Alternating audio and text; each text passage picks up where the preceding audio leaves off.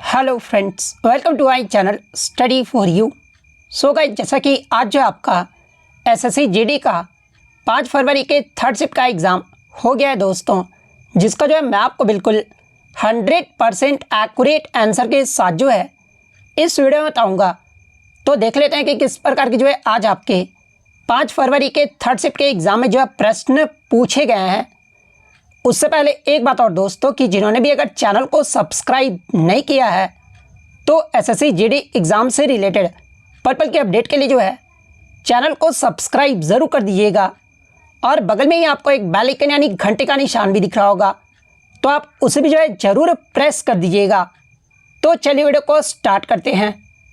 तो आपका पहला क्वेश्चन आया था कि who is the ex officio chairman of the planning commission, यानी योजना आयोग के जो है पदेन अध्यक्ष कौन होते हैं। तो देखिए, योजना आयोग के जो पदेन अध्यक्ष होते हैं ना, ये भारत के प्रधानमंत्री होते हैं। तो प्रधानमंत्री आपका करेक्ट आंसर होगा। इसके अलावा बात कर ले योजना आयोग का जो गठन है ये कब किया गया था। तो देखिए, योजना आयोग का जो गठन है ना, ये आपका 15 मार्च 1950 को जो वो किया गया था।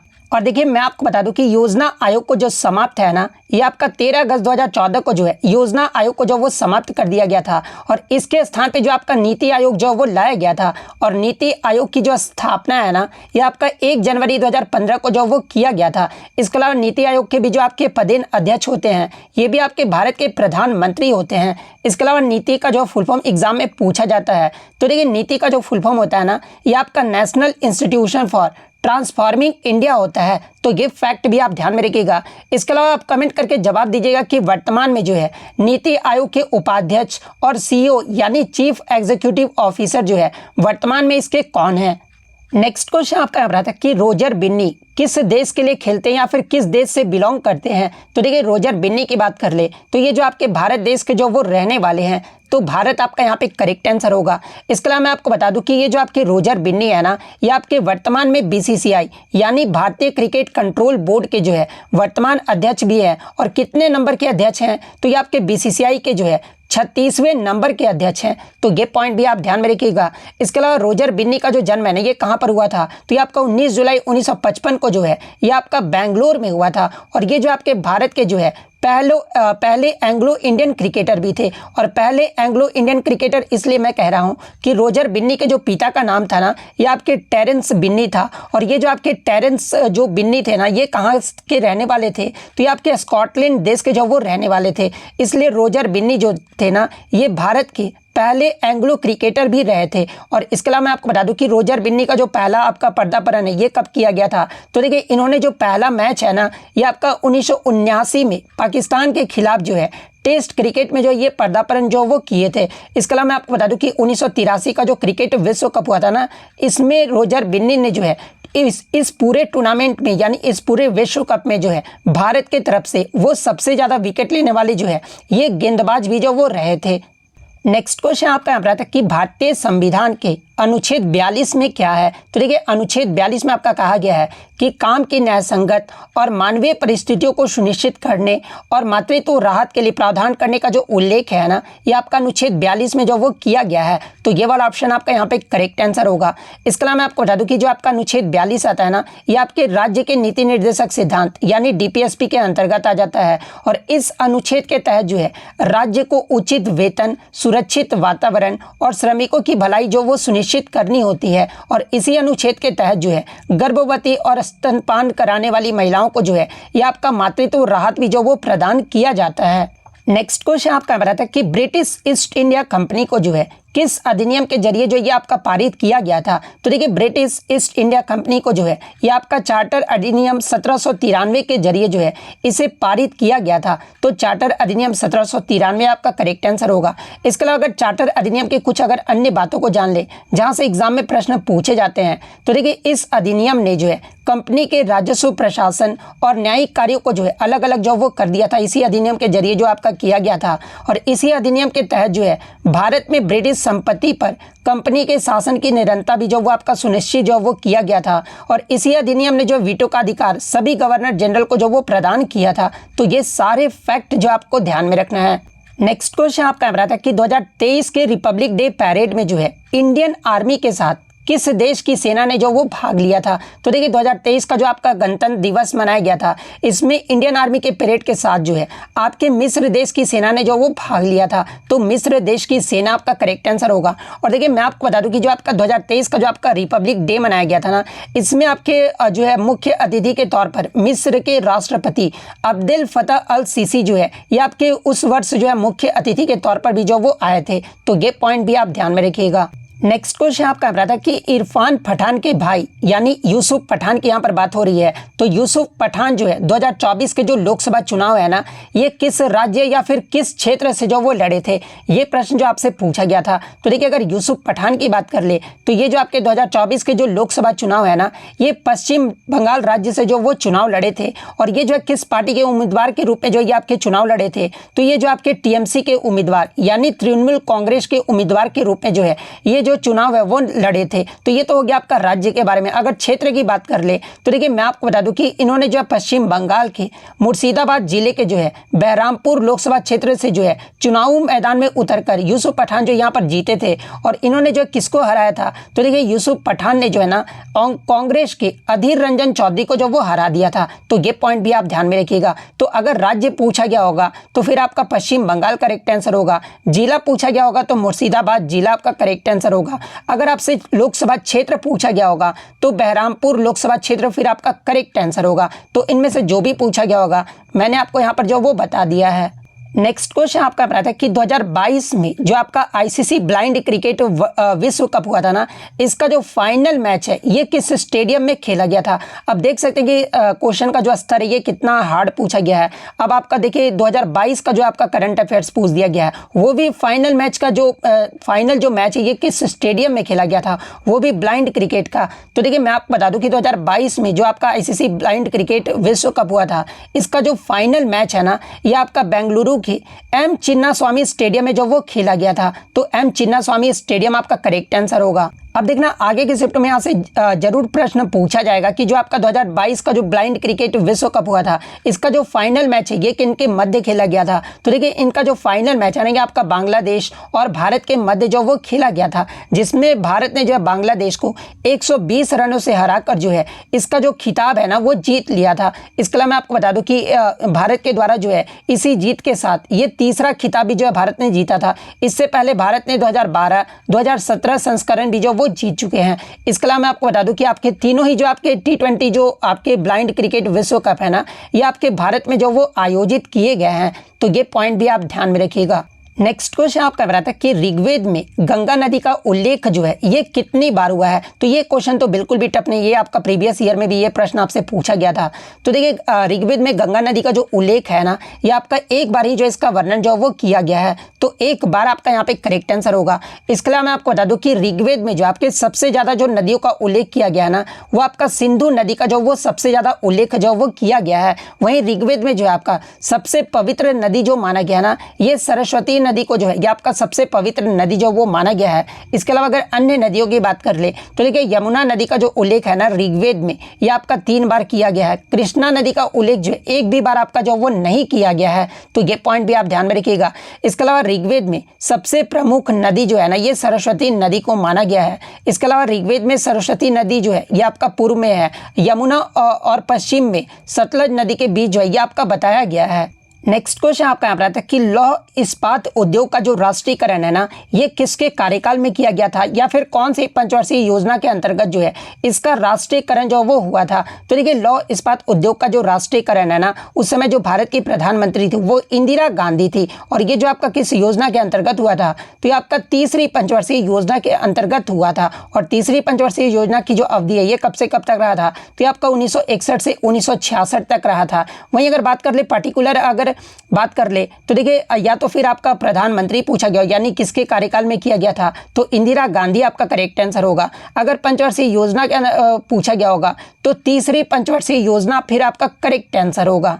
नेक्स्ट आपका यहाँ पर आता है कि पुंग चोलम किस राज्य का फोक डांस यानी लोक नृत्य है? तो देखिए अगर पुंग चोलम की बात कर ले तो ये जो आपका मणिपुर राज्य का जो है एक लोक नृत्य है। तो मणिपुर आपका यहाँ पे करेक्ट आंसर होगा। इसके अलावा मैं आपको बता दूं कि पुंगचोलम का शाब्दिक अर्थ भी एग्जाम में पूछा जाता है। तो देखिए इसका जो शाब्दिक अर्थ होता है ना, ये ड्रमों की गरजना होता है। और यहाँ से एक प्रश्न और आपसे पूछा जाता है कि जो आपका ये मणिपुरी शास्त्रीय नृत्य है ना, इसे किसका आत्मा जो वो कहा गया है, तो ये आपका पुंगचोलम की आत्मा ही जो वो कहा गया है। तो ये पॉइंट भी आप ध्यान में रखिएगा। और देखिए इस शैली में नर्तक जो है एक ही समय में नृत्य करते हुए पुंग यानी हाथ से पीटे जाने वाले ड्रम को जो है एक रूप के तौर पर जो वो बजाते हैं। तो ये पॉइंट भी आप ध्यान में रखिएगा।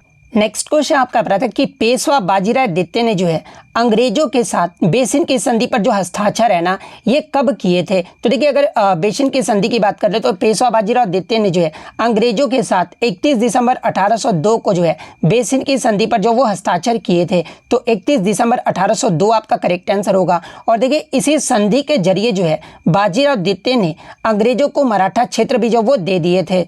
इसके अलावा बेसिन की संधि की प्रमुख बातों को अगर जान ले, शर्तों के जान ले, तो देखिए पेशवा ने जो है अंग्रेजों को 6000 सैनिक की जो है टुकड़ी पूना में रखने की अनुमति भी जो वो प्रदान किया गया था इसी संधि के जरिए। और पेशवा ने गुजरात, ताप्ती, नर्मदा और तुंगभद्रा नदी के आसपास के क्षेत्रों का राजस्व भी जो है ये अंग्रेजों को जो वो दे दिया गया था। तो ये फैक्ट भी आप ध्यान में रखिएगा।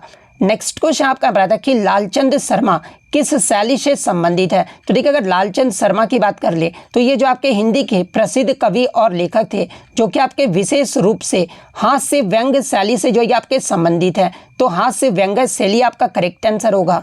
नेक्स्ट क्वेश्चन आपका यहाँ पर था कि रानी मचैया किस लोक नृत्य से जो ये आपका जुड़ी हुई है। तो देखिए रानी मचैया की बात कर ले तो इन्हें जो आपका 2023 में जो है आपके पद्मश्री पुरस्कार से भी जो वो प्रदान किया गया था।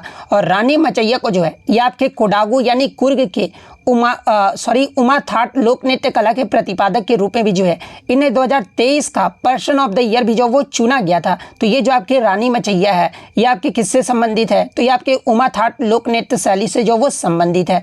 तो उमा थाट आपका यहाँ पे करेक्ट आंसर होगा। और ये जो आपका उमा थाट है ये किस राज्य का लोक नृत्य है, तो ये जो आपका कर्नाटक राज्य का एक लोक नृत्य है। तो ये फैक्ट भी आपको ध्यान में रखना है। नेक्स्ट क्वेश्चन आपका यहाँ पर आता है कि प्रधानमंत्री गरीब कल्याण योजना ये जो आपका कितने दिनों के लिए जो वो आया था। तो देखिए प्रधानमंत्री गरीब कल्याण योजना की बात कर ले तो ये जो आपका 2020 में कोविड-19 महामारी के दौरान जो है ये आपका प्रधानमंत्री नरेंद्र मोदी के द्वारा जो वो शुरू किया गया था। और ये जो योजना था ना ये आपका 3 महीने यानी अप्रैल से जून 2020 के लिए जो है ये आपका जो वो लागू किया गया था। तो 3 महीने आपका यहाँ पे करेक्ट आंसर होगा। और देखिए इस योजना के तहत जो है गरीब और ज़रूरतमंद लोगों को जो है तत्काल मदद भी जो वो प्रदान किया गया था। और इसी योजना के अंतर्गत अन्न और वित्तीय सहायता भी जो वो आपका प्रदान की गई थी, जैसे कि फ्री में राशन और कैश भी जो आपके ट्रांसफ़र जो वो किए गए थे। और इसी योजना के तहत सरकार ने जो है गरीबों को फ्री में अनाज यानी 5 किलोग्राम प्रति व्यक्ति और अतिरिक्त सहायता भी जो वो प्रदान किए थे। नेक्स्ट क्वेश्चन आपका यहाँ पर था कि ब्रह्मपुत्र नदी जो है ये किन किन देशों से होकर जो वो बहती है। तो देखिए अगर ब्रह्मपुत्र नदी की बात कर ले तो ये जो आपका भारत, बांग्लादेश और चीन के तिब्बत से होकर जो ये आपका बहता है। तो भारत, बांग्लादेश और चीन का तिब्बत आपका करेक्ट आंसर होगा। इसके अलावा अगर ब्रह्मपुत्र नदी की बात कर ले तो इसका जो उद्गम है ये कहाँ से होता है। तो देखिए इस नदी की जो है आपका उद्गम है ना ये आपका तिब्बत के कैलाश पर्वत के पास मानसरोवर झील से जो ये आपका नदी जो वो निकलता है। और ये जो आपका ब्रह्मपुत्र नदी है ये आपका भारत में किन राज्यों से होकर बहता है। तो देखिए ये जो नदी है ना ये आपका अरुणाचल प्रदेश, मणिपुर, नागालैंड, मिजोरम और असम राज्य से होकर जो है ये आपका बहता है। और बांग्लादेश में ये जो आपका ब्रह्मपुत्र नदी है ना ये आपका सुरमा के नाम से जो वो प्रवेश करता है। और ये जो आपका ब्रह्मपुत्र नदी है ये कहाँ पर गिरता है, तो ये आपके बंगाल की खाड़ी में जो वो गिरता है। इसके अलावा मैं आपको बता दूं कि ब्रह्मपुत्र नदी को जो है अलग अलग जगहों पर अलग अलग नामों से भी जाना जाता है, जहां से आपके एग्जाम में प्रश्न बनते हैं। जैसे कि ब्रह्मपुत्र नदी को तिब्बत में जो है इसे सांगपो नदी के नाम से जो वो जाना जाता है। अरुणाचल प्रदेश में ब्रह्मपुत्र नदी को जो है ये आपका दिहांग नदी के नाम से जाना जाता है।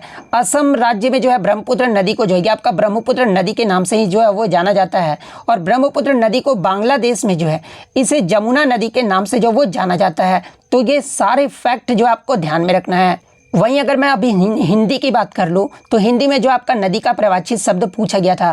तो देखिए नदी का जो प्रवाचित शब्द होता है ना ये आपका सरिता, आपगा, तरंगिनी, तटिनी, इसके अलावा निर्झरिणी, निम्न गा, कुलंकसा, दरिया, वाहिनी और सैवालिनी, ये सभी जो होते हैं ना, ये आपके नदी के प्रवाची शब्द होते हैं। तो इनमें से आपका जो भी ऑप्शन में दिया गया होगा वो आपका यहाँ पे करेक्ट आंसर होगा। नेक्स्ट आपका पारलौकिक का जो विलोम शब्द पूछा गया था, तो देखिए पारलौकिक का जो विलोम शब्द होता है ना, ये आपका लौकिक होता है, तो लौकिक आपका यहाँ पे करेक्ट आंसर होगा।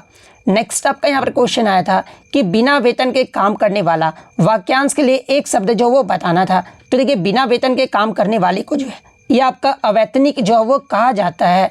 नेक्स्ट क्वेश्चन आपका यहाँ पर दही का जो है तत्सम शब्द जो है वो पूछा गया था। तो देखिए दही का जो तत्सम होगा ना, ये आपका दधी होगा, तो दधी आपका करेक्ट आंसर होगा। नेक्स्ट आपका अथ का विलोम शब्द पूछा गया था। तो देखिए अथ का जो विलोम शब्द होता है ना, ये आपका इति होता है, तो इति आपका यहाँ पे करेक्ट आंसर होगा।